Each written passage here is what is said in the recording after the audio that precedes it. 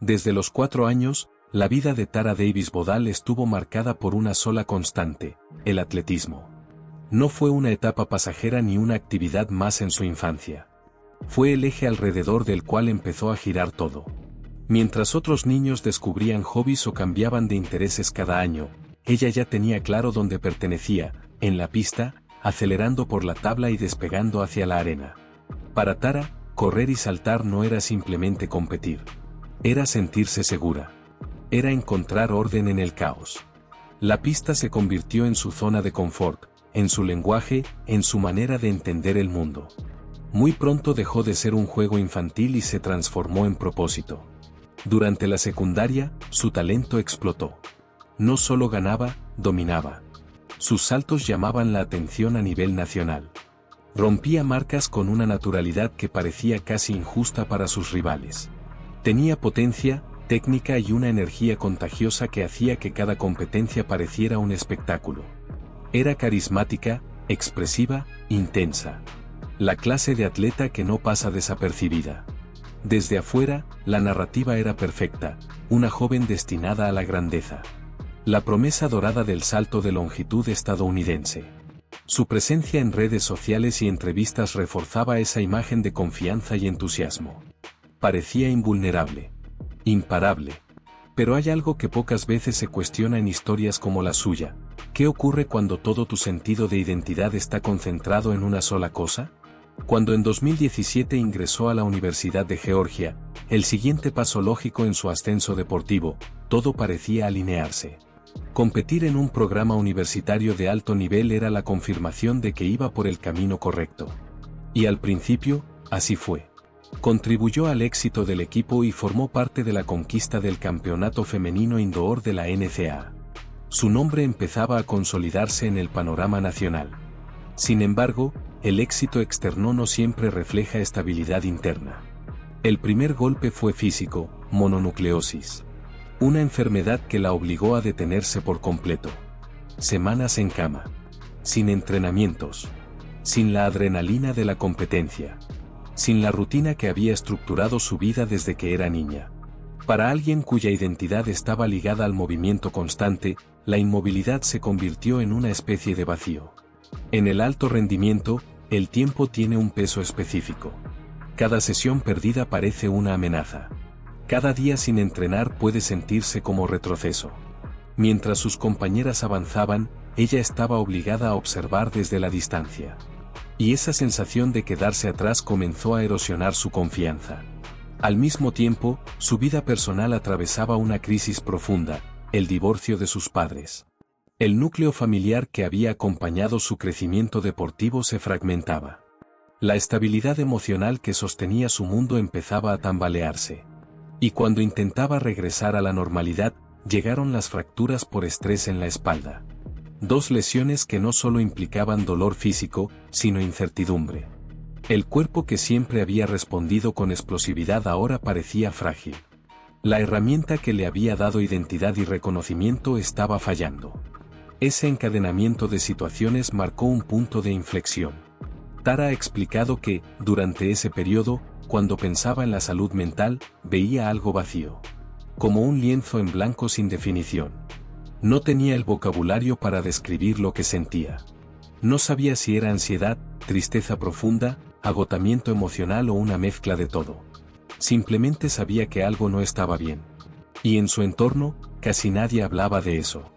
El deporte universitario está lleno de discursos sobre disciplina, sacrificio y resiliencia. Pero rara vez se aborda el impacto psicológico de la presión constante. Se enseña a competir. Se enseña a ganar. Pero no siempre se enseña a gestionar la pérdida, la pausa obligatoria o la vulnerabilidad. Detrás de cada medalla y cada aplauso, Tara empezaba a experimentar una sensación de soledad difícil de explicar. La imagen pública, la atleta sonriente, intensa y segura, contrastaba con lo que ocurría en su interior. Y esa disonancia se volvió agotadora. Porque cuando tu valor personal depende casi exclusivamente de tu rendimiento, cualquier caída se siente como una amenaza existencial. No es solo perder una competencia. Es sentir que pierdes quién eres. Ahí radica la profundidad de su historia. No es simplemente la narrativa de una atleta lesionada. Es la historia de una joven que construyó toda su identidad alrededor del atletismo y que, al enfrentarse a la enfermedad, las lesiones y la inestabilidad familiar, tuvo que preguntarse algo aterrador: si no puedo competir como antes, ¿quién soy? Ese cuestionamiento no aparece en los resúmenes deportivos. No se mide en centímetros ni en marcas personales.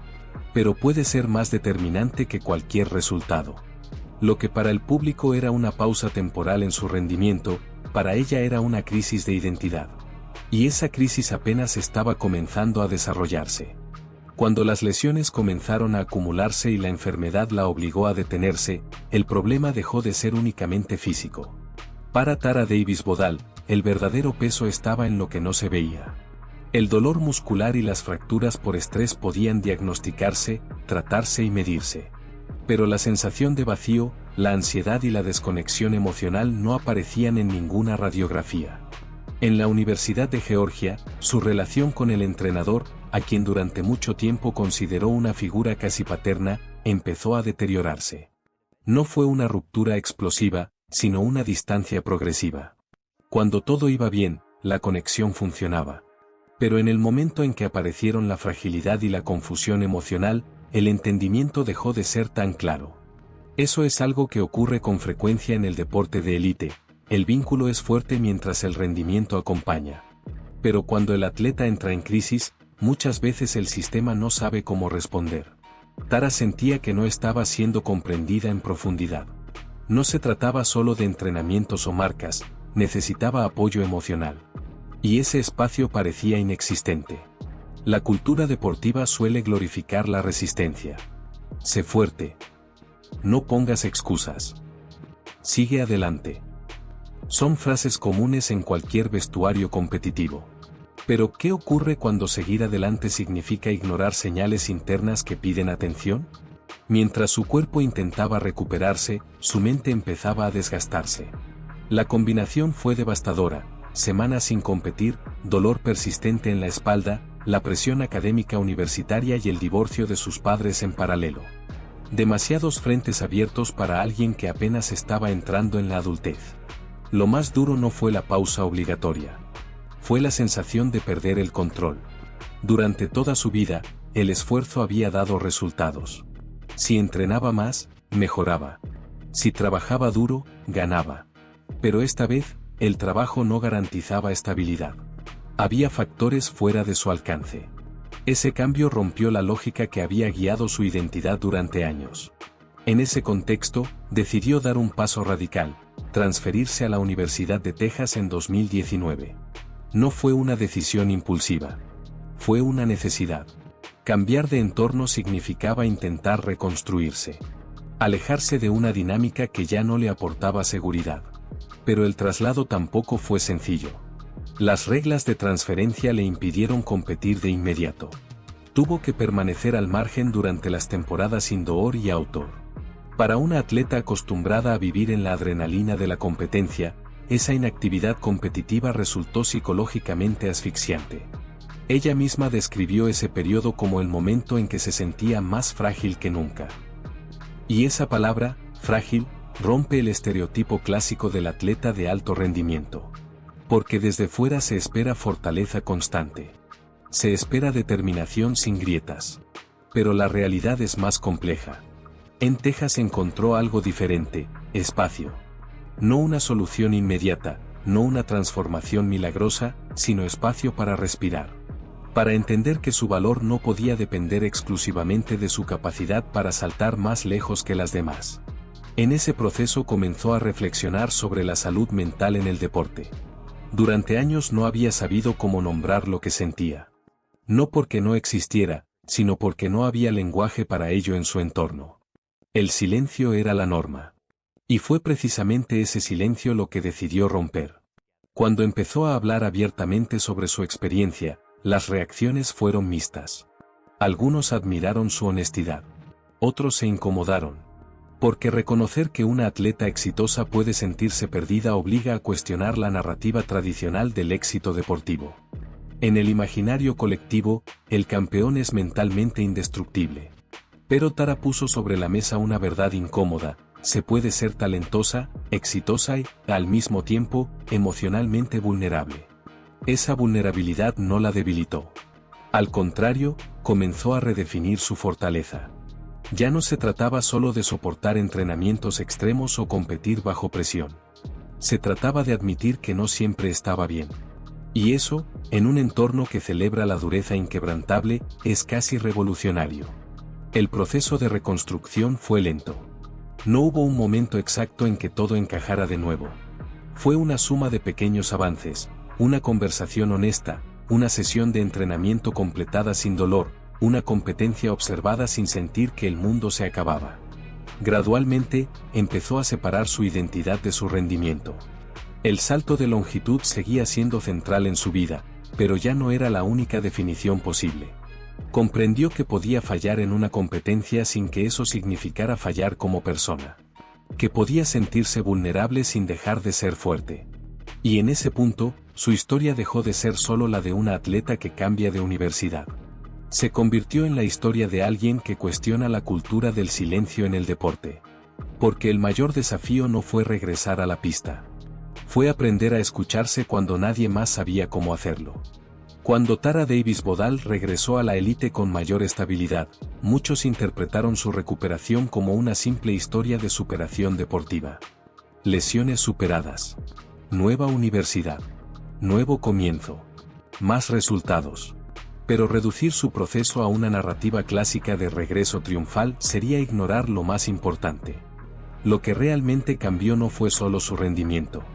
Fue su forma de entender la fortaleza. Durante años, Tara había asociado el éxito con la capacidad de rendir sin interrupciones. Competir. Ganar. Sonreír ante las cámaras. Mantener la imagen de atleta segura, vibrante, siempre positiva. Pero después de atravesar enfermedad, dolor físico, crisis familiar y desgaste emocional, comprendió que esa versión de fortaleza estaba incompleta. Porque el verdadero desafío no fue volver a saltar lejos. Fue atreverse a decir que no siempre estaba bien. En el deporte de alto rendimiento, existe una presión constante por proyectar control absoluto. Los atletas son vistos como modelos de disciplina y resistencia. Se celebra la mentalidad de no excuses, la capacidad de competir bajo cualquier circunstancia. Pero rara vez se habla del costo psicológico de sostener esa expectativa durante años.